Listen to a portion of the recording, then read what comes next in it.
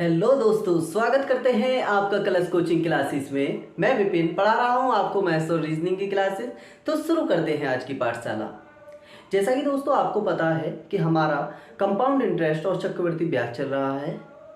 इस चीज़ का ये मत सोचिए कि आज फिर से कंपाउंड इंटरेस्ट। आज हमारी दोस्तों इस चैप्टर की लास्ट क्लासेस होगी और कल का जो भी प्लानिंग होगा मैं आपको वो चीज़ें लास्ट में डिस्कस कर दूंगा। तो टाइम वेस्ट ना करते हुए हम क्लासेस को आगे बढ़ाते हैं। तो देखिए दोस्तों, सबसे पहले हम कंपाउंड इंटरेस्ट में अभी तक के 26 सवाल कर चुके हैं। मीन्स डैट में ये कहूँ कि हम अब तक 7 से 8 कंसेप्ट क्लियर कर चुके हैं और 2 कंसेप्ट की बात करें तो 2 कंसेप्ट मैं आज आपको क्लियर करा के दूंगा। उसके बाद में हमारा जो चक्रवृद्धि ब्याज का चैप्टर है वो फिनिश हो जाएगा। ठीक है, तो बढ़ते हैं दोस्तों क्वेश्चन की तरफ। क्वेश्चन नंबर 27 कहता है, क्वेश्चन नंबर 27 आपको बोर्ड पर दिख रहा है। क्वेश्चन कहता है कि 5000 के धन का 2 वर्ष का साधारण ब्याज और चक्रवृद्धि ब्याज का अंतर 72 है, तो दर ज्ञात कीजिए। तो देखिए दोस्तों, 5000 के धन का 2 वर्ष का साधारण ब्याज और चक्रवृद्धि ब्याज का अंतर। यदि मैं ये कहूँ आपसे कि क्वेश्चन में मेरे को compound interest minus simple interest की बात कही है और वो दिया है 72। ठीक है, उसके बाद में बोला है कि समय 2 वर्ष है और प्रिंसिपल भी मेरे को दिया है दोस्तों, वो दिया है 5000। ठीक है, और टाइम की बात करें तो टाइम दिया है 2 इयर्स। ठीक है, ये चीजें मेरे को अभी तक दी हैं। तो देखिए दोस्तों, अब हम इस क्वेश्चन को करने के लिए बिल्कुल अपने बेसिक्स अपनाएंगे। सबसे पहले आप मेरे को बताइए कि जब मैं आपको ट्री मेथड पढ़ाता था तो मैं हर जगह क्या लिखता था। अगर मैं बात कहूं इस जगह, इस जगह, इस जगह और इस जगह, तो यहां पे तो हमारा प्रिंसिपल होता था दोस्तों। और यदि मैं यहां पर R% लगाता था तो यहां पर मैं ये कह सकता हूं कि PR/100, क्योंकि R% हमेशा R/100 में होती है। हम तो पहले क्या करते थे, हम फ्रैक्शन वैल्यू पे डील कर देते थे, लेकिन क्वेश्चन को समझने के लिए हमें अभी आप ये सोचिए कि यहाँ पर हम प्रिंसिपल पर जब पहली साल का ब्याज या सिंपल इंटरेस्ट या साधारण ब्याज या चक्रवृद्धि ब्याज लेते थे तो हम यहाँ पर क्या करते थे, उस मूलधन पर उस रेट % को लगा देते थे। ऐसा ही हम सेकेंड ईयर के लिए करते थे, तो मैं यहाँ पर भी PR/100 लिख सकता हूँ। तथा जब यह ब्याज मेरा निकल के आता था तो इस ब्याज को दूसरी साल के जाने के लिए फिर से इस पर R% का ही ब्याज लगेगा, है ना। ये चीजें तो आपको पता है। तो मैं यह कह सकता हूं दोस्तों कि फिर से यह PR/100 पर R% का ब्याज लगा, मीन्स डेट R/100। तो मैं यह कह सकता हूं कि ये हो जाएगा PR²/100। ठीक है, चीजें क्या हुई भाई, मेरे पास में मूलधन था, मैंने पहली साल के लिए R% की दर से ब्याज निकाला तो PR/100 हो गया।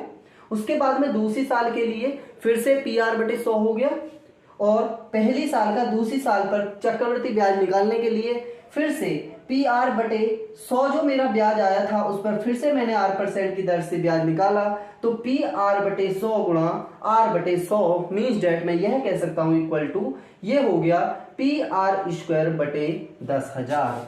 ठीक है, चीजें अच्छे समझ में आती हैं।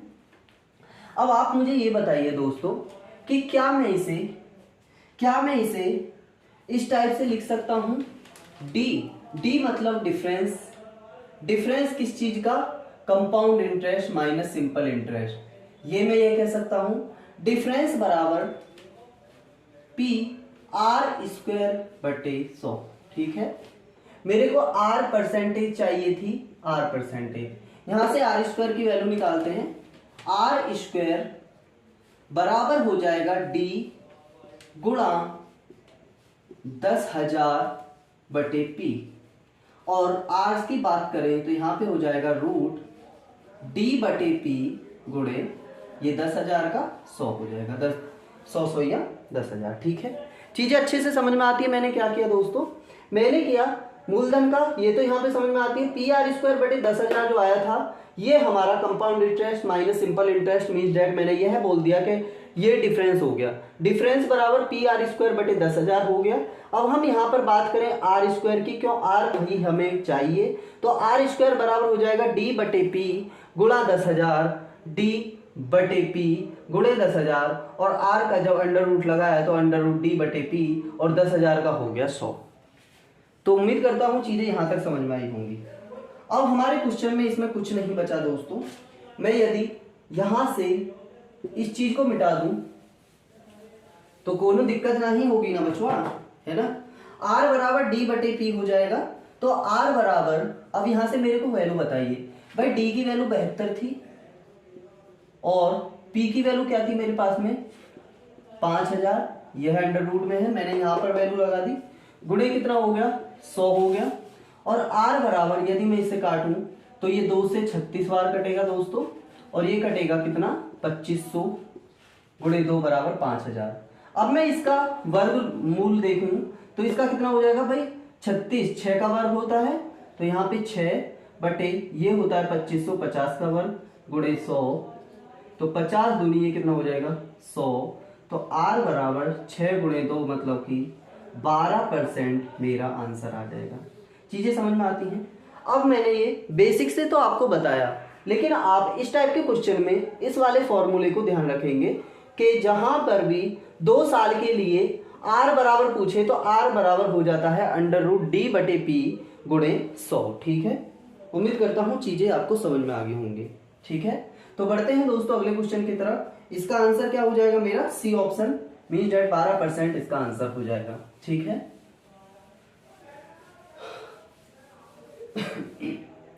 तो देखिए अगला क्वेश्चन क्या कहता है। अगला क्वेश्चन फिर से नया कंसेप्ट होगा हमारा।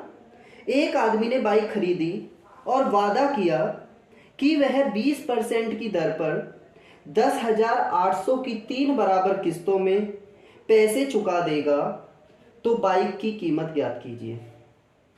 बाइक की कीमत ज्ञात कीजिए। देखिए दोस्तों, सबसे पहले बात करते हैं 20% की। 20% को मैं देखूं तो ये हो जाता है मेरा 1/5, क्या फ्रैक्शन वैल्यू है ना, फ्रैक्शन वैल्यू 1/5 हो जाती है। अब मैं यदि आपसे कहूं कि 5 का 20% कितना हुआ, 1 हुआ, ये मैंने आपको चीजें परसेंटेज में सिखाई हुई हैं। मीन दैट मैं यह कह सकता हूं दोस्तों कि कोई चीज पहले 5 थी, बाद में ब्याज लगकर वो होगी 6। ठीक है, चीजें यहां तक समझ में आती हैं 6। अब मुझे आप एक बात बताइए, जब मैं किसी से 10,000 रुपये उधार लूं, किसी से मैं 10,000 रुपये उधार लूं, तो बाद में जब मैं 1 साल बाद या 6 महीने बाद उसे चुकाऊं और कुछ परसेंटेज पर लूं, तो क्या मुझे वो 10,000 रुपये से फालतू देना पड़ेगा या कम देना पड़ेगा, 10,000 ही देना पड़ेगा? तो भैया ब्याज पर जब मैंने पैसा लिया है तो 1 साल में उस पैसे को चुकता करने के लिए मुझे 10%, 10,000 से कुछ पैसा फालतू देना पड़ेगा, जो कि मेरा वो ब्याज होगा। ठीक है, तो भाई मैं यहां पर यह कहना चाहता हूं कि जब आपने 5 रुपए उधार लिए और बाद में 1 साल बाद 6 रुपए दिए, तो मीन्स डैट यह आपकी एक किस्त होगी, यह आपकी एक किस्त होगी। क्वेश्चन में कह भी रहा है कि एक आदमी ने बाइक खरीदी और वादा किया कि वह 20% की दर पर 10,800 की 3 बराबर किस्त, 3 बराबर किस्त। जब कंपाउंड इंटरेस्ट पर बात करते हैं तो हम हमेशा वर्गमूल और वर्ग या घनमूल या घन की बात करते हैं। तो आप यह कह सकते हैं दोस्तों, अगली साल के लिए यही चीज 5 पंजे 25 और 6 छिक्के 36 हो जाएगी। अगली साल के लिए फिर से 125, 6 छिंग 36 छिक्का 216 हो जाएगा। ठीक है भाई, ये हमारी पहली साल, दूसरी साल और तीसरी साल के लिए वैल्यू आ गई कि हमें कैसे कैसे पैसा बढ़ता जा रहा है और कैसे कैसे पैसा हमें चुकाना है। अगर बात करें किस्तों की, तो किस्त ये हो जाएंगी, क्योंकि किस्त हमेशा फालतू ही होती है क्योंकि उस पर ब्याज लगता है। और रियल वैल्यू की बात करें तो दोस्तों रियल वैल्यू ये हो जाएगी। अब आपको एक बात बताइए सर, कि जब आपने कोई बाइक खरीदी, कुछ पैसे में खरीदी और 3 साल के लिए 3 बराबर किस्तों में खरीदी, तो भैया किस्त तो हमेशा 3 साल में 3 जो किस्तें होंगी वो सेम वैल्यू की होंगी। मीन्स ये मानिए कि मैंने 10,000 रुपए की कोई चीज खरीदी थी, तो मैंने 3,300 रुपए का ब्याज, 3,300 रुपए की एक किस्त बांधी, तो 3 साल में 3 3 9,000 तो सीधा सीधा हो जाएगा, और 3 3 9 मीन्स 900 रुपए फालतू देने होंगे जो कि ब्याज की तरफ होंगे। मीन डेट में यह कहना चाहता हूं दोस्तों कि जो फालतू वाली वैल्यू है वो आपकी किस्त होगी, और किस्त हमेशा हर साल के लिए बराबर होगी। तो आप कुछ नहीं करेंगे, इस किस्त को बराबर कर दीजिए। तो 216 तो लास्ट ईयर पे पहुंच गया, लास्ट ईयर पर पहुंच गया, तो इसको तो कुछ भी छेड़ने की जरूरत नहीं है। क्यों? क्योंकि भाई ये तो हमें लास्ट ईयर में चुकाना ही है पैसा, है ना, लास्ट किस्त है, लास्ट किस्त है। क्यों है? क्योंकि उसने जो टाइम दिया है वो 3 साल का दिया है। ठीक है, चीजें समझ में आती हैं। अब बात करते हैं दूसरी किस्त को बराबर करने के लिए, इस किस्त के बराबर करने के लिए, रियल किस्त के बराबर करने के लिए 36 में 6 से गुणा कर सकता हूं, और इस 6 में मैं 36 से गुणा कर सकता हूं। इधर गुणा की है तो मेरे को इधर भी गुणा करनी पड़ेगी भाई। ठीक है, ये 125 हो जाएगा। अगर मैं बात करूं 5 छंग 30 और 5 3 15 16 17 18 25 छिक्के ये कितने हो जाएंगे दोस्तों? 150। ये वैल्यू कौन सी आ रही है मैं अभी आपको बता दूंगा, और ये 125 ही रहेगा। ठीक है, ये जो हो जाएंगी ये तीनों किस्त हो जाएंगी 216 216, और यह भी हमारी क्या हो जाएगी 216।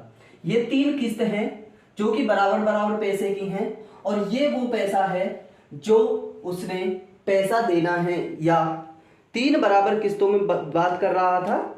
तो 10,800 की एक किस्त बनी, तो जो बाइक की कीमत है वो ये है, और बाद में जो पैसा उसने ब्याज लगाने के बाद दिया है वो हर साल इतना इतना दिया है। 10,800 की एक किस्त है, तो दोस्तों आप मुझे बताइए, जब 10,800 की एक किस्त है तो ये एक एक किस्त है, तो 216 यूनिट की कितनी वैल्यू हो जाएगी? 10,800। बात करते हैं 216 पंजे कितने हो जाएंगे दोस्तों? 1,080। मीन डेट में यह कह सकता हूं कि एक यूनिट की जो वैल्यू होगी वो 50 रुपए होगी। ठीक है, अब बात करते हैं बाइक की रियल कीमत की। बाइक की रियल कीमत हमारी ये है 180, 150 और 125। 180, 150, 125 मेरे कितने हो जाएंगे भाई? 5 8 5 13 14 15 5 हासिल 1 1 2 3 और 1 400। 455 हमारी 455 यूनिट बाइक की रियल कीमत थी। अब बात करें किस्त कितने कितने की थी? 216 216 216। एक यूनिट की एक किस्त की वैल्यू 10,800 थी, और एक यूनिट की वैल्यू आई तो वो 50 रुपए आ गई। ठीक है, अब बात करते हैं बाइक की कीमत। मीन्स डेट में यह लिख सकता हूं प्राइस बराबर 455 यूनिट, और एक यूनिट की वैल्यू है दोस्तों क्या? 50 रुपया। तो बात करते हैं 50 से इसकी गुणा करेंगे, 50 से इसकी गुणा करेंगे 455 की, 0 5 पंजे 5 का हासिल, 5 पंजे 25 का हासिल 2, 5 पंजे 25, 2 27 का 7 हासिल 2, 5 चौक 20 और 2 22। 22,750 रुपए की हमारे पास में बाइक थी। 22,750 रुपए की बाइक थी, जो हमने 1 किस्त 10 30 30,000 8 24 32,400 रुपए की खरीदी। अगर मैं बात करूं कि 22,750 रुपए की जो मेरे पास में बाइक थी, वो 20% की दर से अगर मैं किस्त पर लूं तो वो हो जाएगी 32,400 रुपए की, 20% का ब्याज लगा के। ठीक है, हर साल 20% का चक्रवृद्धि ब्याज लगा के। तो ये देखिए दोस्तों कि इंटरेस्ट कितना फालतू हो जाता है ना। तो आपका आंसर इसमें 22,750 हो जाएगा। चीजें आपको समझ में आ गई होंगी। ज्यादा वाली वैल्यू हमेशा किस्त होगी, कम वाली वैल्यू रियल वैल्यू होगी। ठीक है, क्यों किस्त क्यों होगी ज्यादा वाली वैल्यू? क्योंकि उस पर ब्याज लगता है। ठीक है, चीजें समझ में आती हैं। तो बढ़ते हैं दोस्तों, देखो अगली क्वेश्चन की तरफ। ये कंसेप्ट थोड़े ऐसे ही मिलेंगे आपको। अगला जो क्वेश्चन है वो आपको सेम कंसेप्ट पर मिलेगा जो हमने अभी क्वेश्चन किया है। तो क्वेश्चन कहता है कि एक आदमी 25,220 का धन उधार लिया। एक आदमी ने 25,220 रुपए का धन उधार लिया और वादा किया कि वह 5% की दर से 3 वार्षिक किस्तों में पैसे चुका देगा। तो प्रत्येक किस्त की कीमत ज्ञात कीजिए। क्वेश्चन सेम है, लेकिन अब की बार 25,220 का धन उधार लिया है। मीन्स दैट टोटल धन जो है उसके पास में वो 25,220 रुपए का लिया है। अब आप बात करेंगे सर 5% की बात कर रहा है। 5% का मतलब है 1/20 फ्रैक्शन वैल्यू। 1/20 fraction value. तो भाई हमने क्या किया था, वर्ग करते हुए 20 से ये कितने पहुंचा दिए 21। क्यों? ये एक किस्त है क्योंकि इस पर ब्याज लगा होगा। अगली साल पर पहुंचेंगे तो 20 बीसीएम 400 हो जाएगा। वर्ग क्यों कर रहे हैं? क्योंकि चक्रवृद्धि ब्याज घनमूल और वर्गमूल या घन और वर्ग पर ही काम करता है। 421 21 कितने हो जाएंगे? 441 हो जाएंगे। उसके बाद में 20 बीसीएम 400 बीसीएम 8000 हो जाएगा और 21 21 441 21 9261 होता है। आपको भी ये चीजें याद रखनी होंगी, ठीक है। 9261 होता है। अब बात करते हैं दोस्तों कि मैंने आपको हमेशा बताया कि किस्त कभी चेंज नहीं होती, किस्त हमेशा सेम होती है। तो किस्त क्या यहाँ पर चेंज है? बिल्कुल चेंज है सर, हमें इक्वल करनी पड़ेगी। तो ये 21 से गुणा कर देते हैं इसमें और इसमें 441 से गुणा कर देते हैं। जब मैंने इधर गुणा करी तो इधर भी मेरे को गुणा करनी पड़ेगी 441 की, इसमें 21 की और ये सेम रहेगा, ठीक है। चीजें समझ में आती हैं। अब बात करते हैं ये कितना हो जाएगा दोस्तों। तो ये हो जाएगा, ये कितना हो जाएगा? 441 दूनी कितने हो जाएंगे? 0 2 एकम 2 2 चौक 8 2 चौक 8 8820 21 चौक 8400 ये हो जाएगा और 8000 ये तुम्हारा है, ठीक है पहले से। अगर मैं बात करूं यहां पर हर किस्त की तो 9261 रुपए की ये किस्त, 9261 रुपए की ये किस्त और 9261 रुपए की ही ये किस्त हो जाएगी। चीजें समझ में आती हैं। बात करते हैं जब उसने टोटल धन कितने का उधार लिया है भाई? 25,220 रुपए का। टोटल धन मेरा कौन सा है? ये वाला। जोड़ते हैं कितना है भाई? 0 से 0 2 8 4 12 का 2 हासिल 1 8 3 24 और 1 25।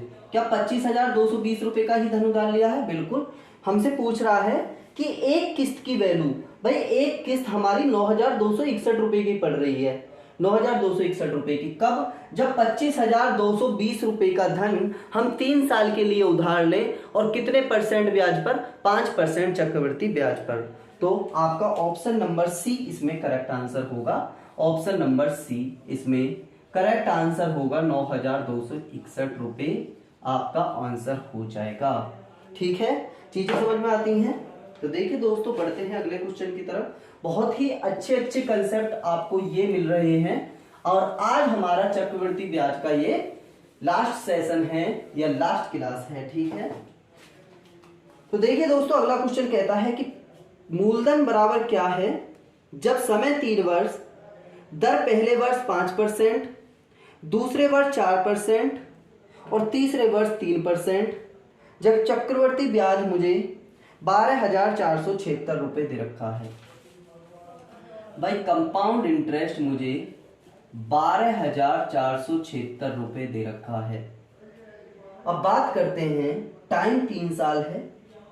पहली साल के लिए जो दर है वो है दोस्तों 5%, दूसरी साल के लिए 4% और तीसरी साल के लिए दोस्तों क्या है?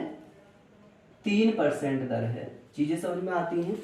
अब इसका एक कंसेप्ट तो ये था, मैंने पहले आपको ये क्वेश्चन पढ़ाया हुआ है कि 5% का 1/20 ले लो, 4% का 4/100 करके उसे ले लो 25 1/25 और 3% का कितना हो जाएगा? 3% का 3/100 हो जाएगा, ठीक है।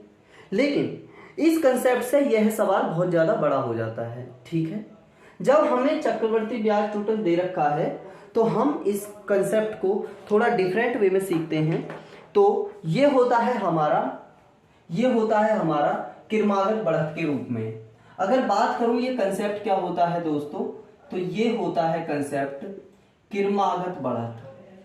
जब किसी चीज में क्रम से बढ़त हो रही हो, पहली साल, दूसरी साल और तीसरी साल के लिए क्रम से बढ़त हो रही हो, ठीक है। चीजें समझ में आती हैं। मूलधन हमें क्या करना है? निकालना है।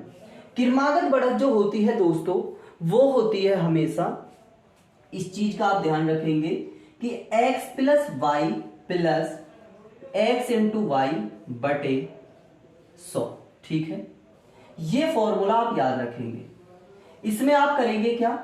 ये पहली साल के लिए दर है, ये दूसरी साल के लिए दर है, ये पहली साल दूसरी साल की दर का गुणा है बटे 100 है। इसको जोड़ेंगे, फिर उसके बाद में 3 साल के लिए दे रखा होगा तो उसमें हम क्या करेंगे, ठीक है। तो चीजें समझ में आती हैं।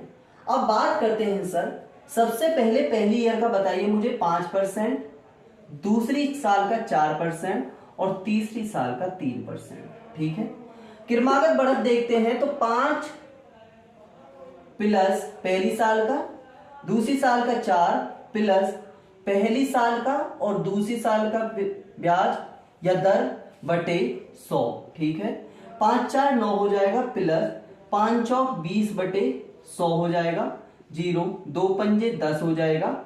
तो हम क्या करेंगे दोस्तों, यहां पर 9 पॉइंट कितना हो जाएगा, 9.20 इसमें हमारा अभी तक का ये आ जाएगा। ठीक है, 9.20 कैसे भाई, 5 से हम काटेंगे तो ना जाने का कितना हो जाएगा, ना जाने का भाई ये मेरा बचेगा 1/5, तो ना जाने का कितना हो जाएगा, ना जाने का हो जाएगा हमारा दोस्तों 0, तो पॉइंट लगा के 0 बढ़ाएंगे तो 5 दूनी 10 हो जाएगा, 9.02 हो जाएगा। 9.02 तो हमारा 2 साल के लिए आ गया। उसके बाद में फिर से बात करेंगे कितने का, 9.02 और 3% के बीच में। चीजें समझ में आती है भाई, पहली और दूसरी साल के लिए मैंने फिर से लगाया 5 और 4, 5 गुणा 4/100। जब पहली और दूसरी साल के लिए हमने क्रमागत बढ़त की परसेंटेज ज्ञात की और वो कितना आया, 9.02 आया, तो उसके बाद में हमने 3% जो तीसरी साल के लिए है इसे अप्लाई करते हैं। तो ये फिर से वही फॉर्मूला 9.02 प्लस 3 प्लस 9.02 गुणे 3/100। ठीक है, चीजें समझ में आती हैं।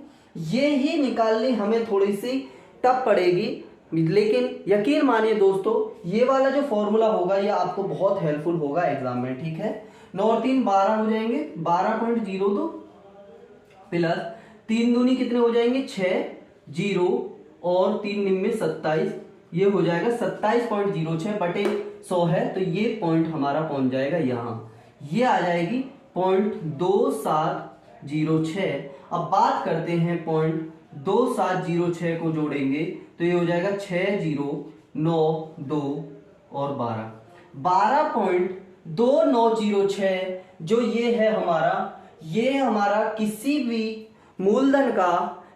मूलधन का इतना परसेंट यदि मैं निकाल दूं 12.2906 तो ये हमारी वैल्यू क्या आ जाएगी सर, ये वैल्यू क्या आ जाएगी,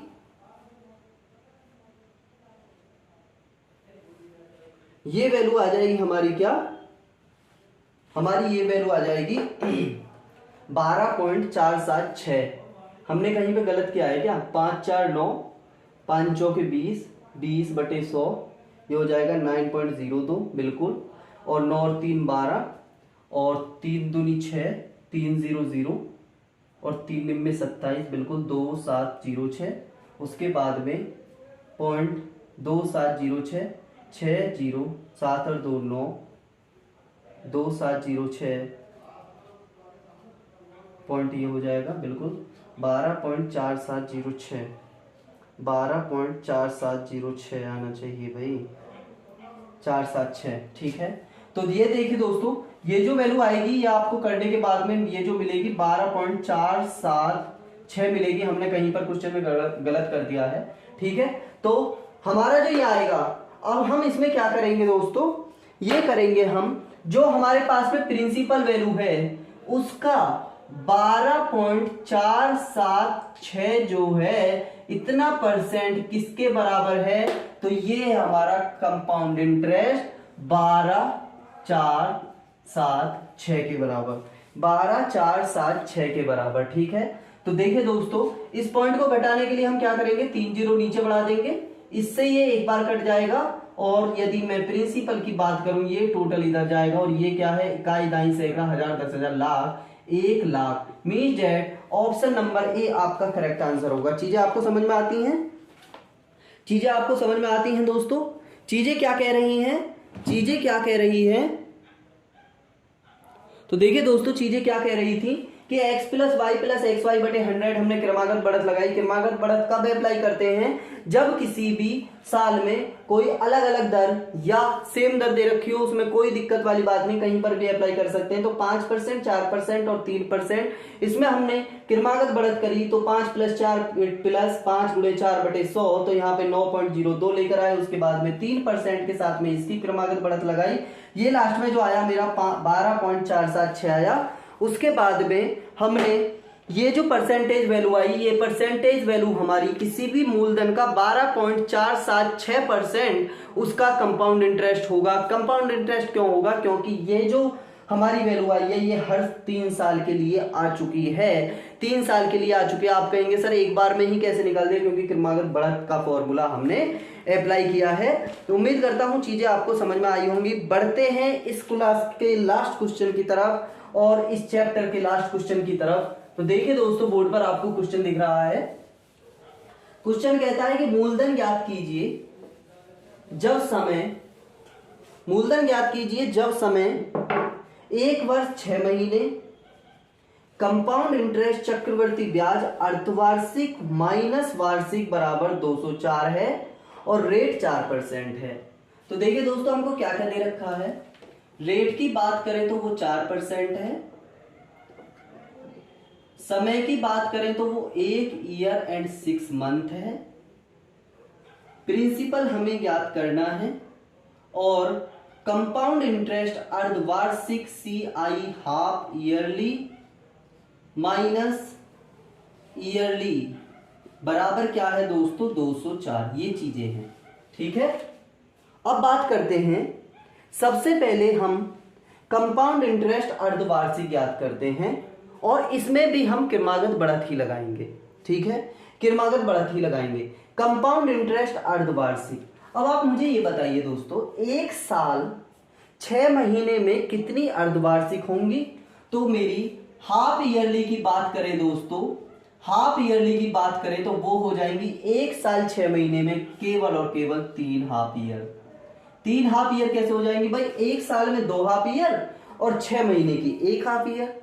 अब आप मुझे बताइए कि जो दर जो दे रखी है मेरे को 4%, ये मेरे को फुल ईयर की दे रखी है और मैं हाफ ईयरली की बात कर रहा हूं तो 6 महीने के लिए दर कितनी हो जाएगी? 2%। और ये 3 जगह है, 3 हाफ ईयर है तो मेरे को 2% 2% और 2% पर डील करना होगा। कैसे? क्योंकि 3 हाफ ईयर है और क्रमागत बढ़त कहता है कि मैं कंपाउंड इंटरेस्ट निकालने के लिए यदि सेम रेट भी है तो उसे अलग अलग अप्लाई करूंगा। और अलग अलग अप्लाई हमने 2% क्यों लिया? क्योंकि हाफ ईयर की बात कर रहा है। हमें 4% जो दे रखा है वो 1 साल का दे रखा है, ठीक है। चीजें समझ में आती हैं। अब बात करते हैं x + y + xy बटे 100। इसमें लगाते हैं दोस्तों तो 2 + 2 गुणे 2 बटे 100, ठीक है। ये हो जाएगा 4 बटे 100। यहां पे हम बात करें 4 प्लस, अब मैं बात करूं तो ये 0.04 हो जाएगा। 0.04 4.04% और एक और रह गया मेरा, इन दोनों का मैंने यहां पे काम कर दिया जो कि इतना आया 2% का। तो 2% का 4.04 प्लस 2 प्लस 4.04 गुणे 2 बटे 100 हो जाएगा, ठीक है। 4 2 6.04 प्लस 2 चौक 8 2 0 0 2 चौक 8 बटे 100। अगर मैं बात करूं इस दशमलव की इस 100 से हटाने के लिए तो ये हो जाएगा दोस्तों 0.0808। क्यों? क्योंकि 2 स्थान इधर आ जाएगा दशमलव, ठीक है। अब बात करते हैं, इसे जोड़ते हैं 0.0808 को, तो ये कितना हो जाएगा दोस्तों? 8021 ठीक है। अब ये तो आगे मेरी हाफ ईयर की, हाफ ईयर की आगे। अब बात कर रहा है आगे ईयरली की भी। अब ईयरली की बात करेंगे दोस्तों। ईयरली में क्या कर रहा है हमारा भाई? एक ईयरली के लिए तो मेरे पास में 4% वैल्यू है, बिल्कुल सही है। लेकिन बाद में बात कर रहा है कि 1.5 साल के लिए है, तो 1 साल के लिए तो मैंने दर जो है वो 4% ले ली, कंप्लीट, ठीक है। लेकिन अगले 6 महीने के लिए फिर से मेरे को दर 2% लेनी पड़ेगी, क्योंकि 12 महीने के लिए मेरे पास में जो दर है वो 4% है। तो 2% की बात करेंगे, 2% की बात करेंगे, इसे निकालेंगे सर 4, और ये 2 बार ही क्यों करना पड़ेगा? क्योंकि 1 साल और 6 महीने की बात कर रहा है वार्षिक। 4 + 2 प्लस कितने हो जाएंगे? 4 गुणे 2/100, ठीक है। 6 प्लस 0.08, तो मैं ये कह सकता हूं 6.08%, ठीक है। 6.08%। अगर मैं यहाँ पर बात करूं रेट परसेंटेज की, टोटल कौन सा, compound interest of half year minus yearly की बात करूं तो ये हो जाएगा दोस्तों 6.1208 माइनस 6.08, ठीक है। तो 0.08 यहां से घटाएंगे, 0.8, 12 में से 8 के 4, 0.6, 6.04 कितना हो जाएगा, यहाँ पे 6 ही तो था, तो ये हो जाएगा 0, ठीक है। तो 0.0408% हो जाएगा। अब बात करते हैं दोस्तों कि मेरा जो रेट आया वो आया 0.08%। कौन सा, कि compound interest of half year minus compound interest of yearly, ठीक है। रेट आई कितनी, 0.0408%। अब बात करते हैं सर, किसी भी मूलधन का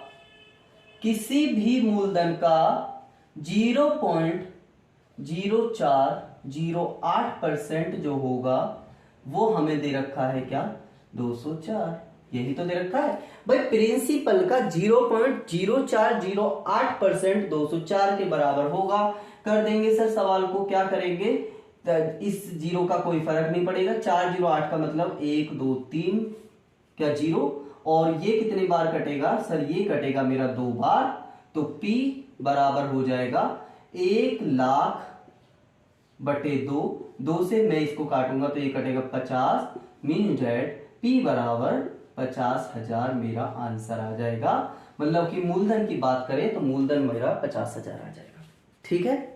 उम्मीद करता हूं चीजें आपको बहुत अच्छे से समझ में आ रही होंगी और ये क्वेश्चन आपको अच्छे तरीके से समझ में आए होंगे, ठीक है भाई। क्रमागत बढ़त है, ये है थोड़ा सा क्वेश्चन को छोटा करने के लिए चीजों को अप्लाई की जाती है, वरना यदि आपको पहले वाली चीजें अच्छी लग रही हैं तो पहली वाली चीजों को अप्लाई कीजिए, वरना थोड़ा सा टाइम बचाने के लिए हम इस टाइप से भी कर सकते हैं। वरना उसमें क्या करना होगा भाई, सबकी फ्रैक्शन वैल्यू निकालो, फ्रैक्शन वैल्यू के बाद में एक एलसीएम ढूंढो, एलसीएम लगाओ, फिर उसके बाद में तीनों साल के लिए अलग अलग करते जाओ, अलग अलग दर निकालते हुए जाओ, तो उसमें भी इतना टाइम लगता है, इसमें थोड़ा सा टाइम बच जाता है, ठीक है।